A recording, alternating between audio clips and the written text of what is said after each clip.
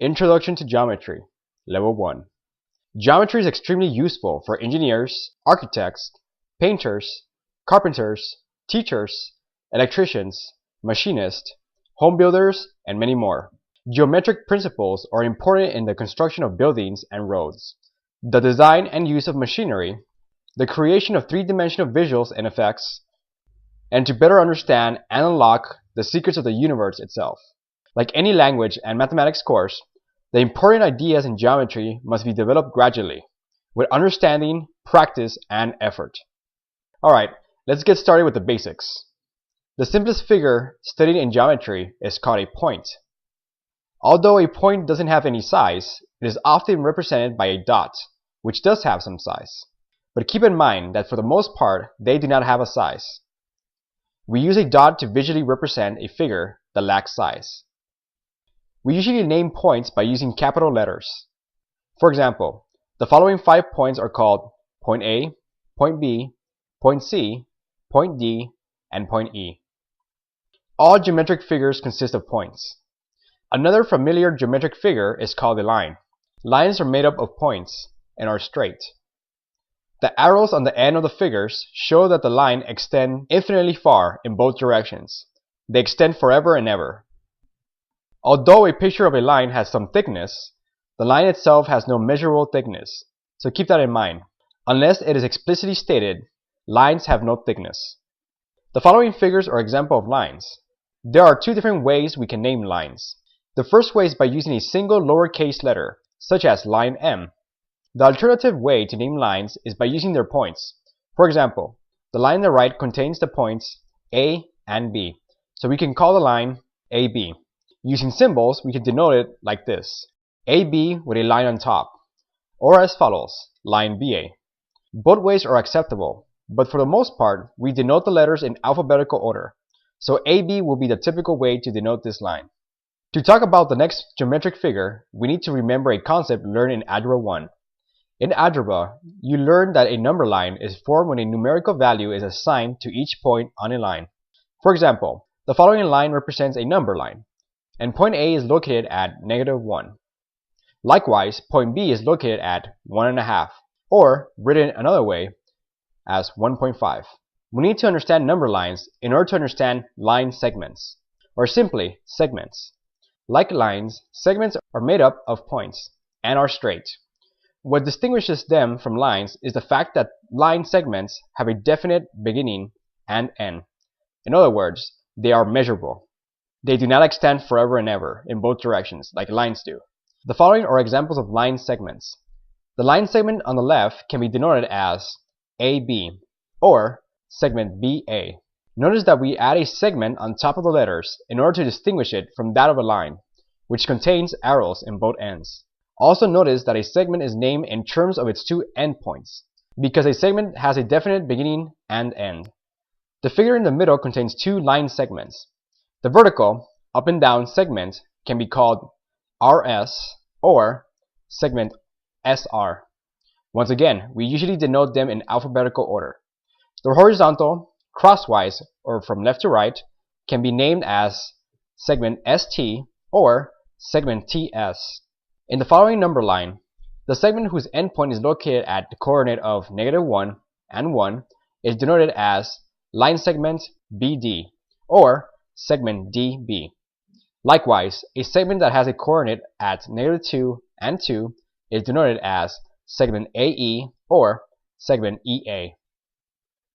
So we learn about lines which extend forever and ever in both directions, and we learn about segments which have a definite length and do not go on forever and ever. Is it possible to create a figure that contains both of these characteristics? The answer is yes. These hybrids are called rays. Rays, like lines and segments, are made up of points and are straight. A ray differs from a line or segment in that it begins at an endpoint and then extends infinitely far in one direction only. Lines extend in 2 directions. Rays extend in 1 direction only. So make sure you keep that in mind. The following are examples of rays.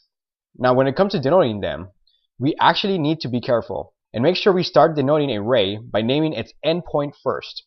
This way it becomes clear where the ray begins. So the ray in the left is denoted as ray AB. Notice that we add a ray on top going from left to right. This is the appropriate way to denote rays. It would be completely wrong to denote the ray as ray BA. Remember, we want to start with the endpoint first. The ray in the right can be called ray RS or ray RT. As long as the endpoint is given first, any other point on the ray can be used to denote the ray. Now that we know about points, lines, segments, and rays, we can now talk about angles. In essence, an angle is made up of two rays with a common endpoint. This point is called the vertex of the angle. The rays are called sides of the angle. There are various ways that angles can be described and denoted.